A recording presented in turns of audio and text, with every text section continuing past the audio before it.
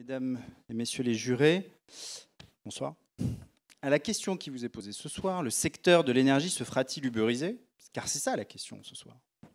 Je vous invite, vous l'aurez compris, à voter oui. Et un oui franc et massif pour une raison très simple, c'est que le secteur de l'énergie est déjà en train de se faire uberiser. Je m'explique. On a entendu tout à l'heure Jeremy Rifkin. Revenons un peu sur ce qu'il nous raconte dans son livre.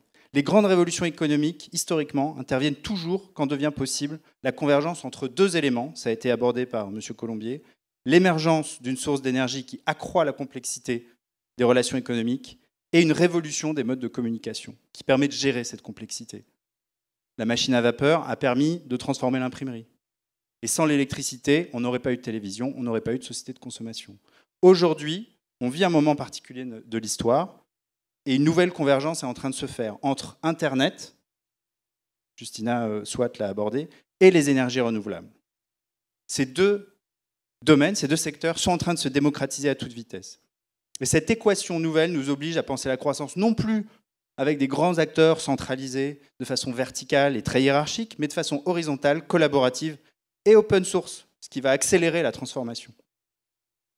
Je vais prendre 3 exemples. On a beaucoup parlé d'initiatives à petite échelle. Je vais prendre 3 exemples un petit peu plus dans le domaine des startups et du business, pour vous montrer que ce n'est pas juste de la théorie, mais que l'uberisation est déjà en marche.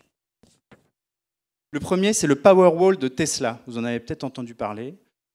Tesla, donc l'entreprise qui est aujourd'hui dirigée par Elon Musk, l'entrepreneur californien, entre autres, il est aussi dans l'espace, il est sur toutes sortes de business. Elon Musk, en 2015, a dévoilé un nouveau dispositif de batterie lithium-ion pour la maison qui permet d'utiliser l'énergie solaire quand on a le plus besoin, le matin ou en soirée, et de stocker de l'énergie achetée en heure creuse lorsqu'elle est facturée en heure pleine. Alors, ce n'est pas la solution miracle. La rentabilité de cette innovation est encore pas assez évidente, pas assez suffisante, mais c'est la première fois depuis des années que quelqu'un a apporté un modèle cohérent pour le développement de batteries de stockage domestiques. Et surtout, si on regarde à plus long terme, que nous dit le Powerwall, couplé donc à un système de panneaux solaires? Il nous dessine un avenir qui passe par l'indépendance et l'autonomie énergétique. Le réseau électrique à l'ancienne, à la papa du XXe siècle, est une très belle invention, mais il devient caduc à cause de son organisation centralisatrice. Et le sens de l'histoire, c'est l'explosion de ce réseau-là. Deuxième exemple, c'est le PowerShop néo-zélandais, moins connu que le Powerwall de Tesla. Il y a beaucoup de power dans mon réquisitoire. PowerShop, c'est un commercialisateur d'électricité 100% numérique. C'est assez incroyable comme truc.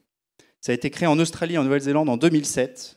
Et je précise qu'il s'agit d'une entreprise publique dont l'État néo-zélandais est actionnaire à 51%. Le slogan « We are an electricity company, but one where you make the rules ».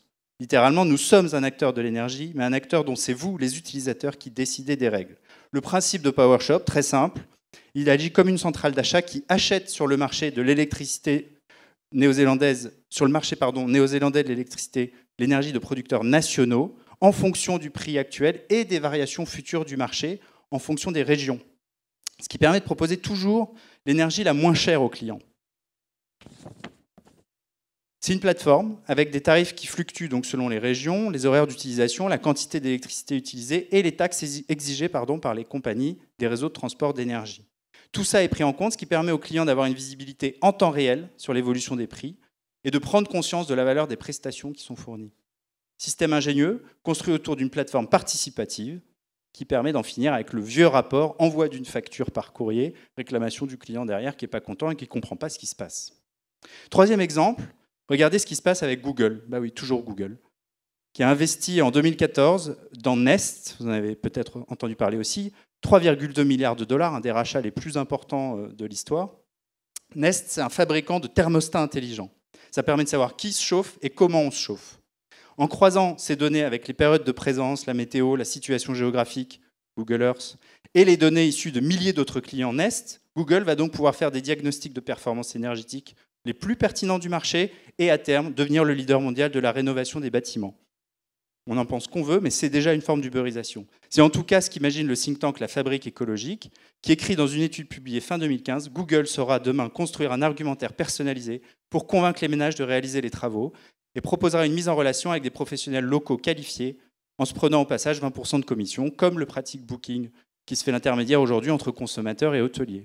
Donc Google a ajouté une nouvelle corde, une nouvelle ramification à sa grande pieuvre et est déjà en train de disrupter, d'uberiser le secteur, en l'occurrence, de la rénovation énergétique. Donc je résume. Des innovations technologiques de rupture, Powerwall, des plateformes collaboratives qui permettent aux particuliers de se passer des intermédiaires, PowerShop, des acteurs privés capables d'investir dans des champs a priori étrangers à leur business, à leur cœur d'activité. Google en est le meilleur exemple. C'est les 3 ingrédients d'une uberisation réussie, et c'est déjà en train de se passer. J'accélère, Madame la Présidente, je sais que l'heure tourne. Aucune raison pour que le secteur de l'énergie échappe au phénomène, ça va juste se passer différemment. Parce que le coût des infrastructures et les prix de l'énergie renouvelable vont continuer de baisser à l'avenir. Donc le grand mouvement de décentralisation qui s'est enclenché, il va se poursuivre, et de façon spectaculaire. Mais ça ne va pas être violent, je le disais tout à l'heure, ça a été un peu abordé, ça va bien se passer. Ça va être une uberisation douce. Et d'ailleurs, une auto-uberisation, on l'a dit, est encore possible, puisque, regardez, dans l'énergie comme dans d'autres secteurs qui sont fait uberiser, je pense aux taxis, aux hôtels, on trouve 2 traits communs. Des activités encore trop peu numérisées, une insatisfaction des clients qui est évidente, on l'a abordé. Mais le scénario Uber ne va pas se reproduire parce que les grands énergéticiens ont les moyens d'accompagner la décentralisation, on l'a dit, de la production énergétique, pour qu'elle ne soit pas dirigée contre eux. Ça peut se faire main dans la main, ça peut se faire pacifiquement. Et puis cette décentralisation, elle nécessite des investissements massifs, je pense aux infrastructures, que seuls les grands groupes établis sont aujourd'hui capables de prendre en charge. Donc s'il y a uberisation, il est fort possible qu'elle soit l'œuvre des acteurs qui s'auto-uberisent, voilà, des acteurs déjà établis. D'ailleurs, Jeremy Rifkin donne ce conseil avisé aux énergéticiens, au lieu de vendre autant d'électrons que possible, facilitez le déploiement du nouveau réseau énergétique décentralisé et payez-vous en facturant sa gestion et en prélevant un pourcentage sur les économies réalisées par vos clients. L'uberisation du secteur de l'énergie, déjà en cours, est donc discrète, lente, non violente. Je conclus, Madame la Présidente, Mesdames et Messieurs les jurés. Ce soir, je vous demande donc de réfléchir non pas à l'échelle de 5 ans, de 10 ans, mais à l'échelle d'un siècle.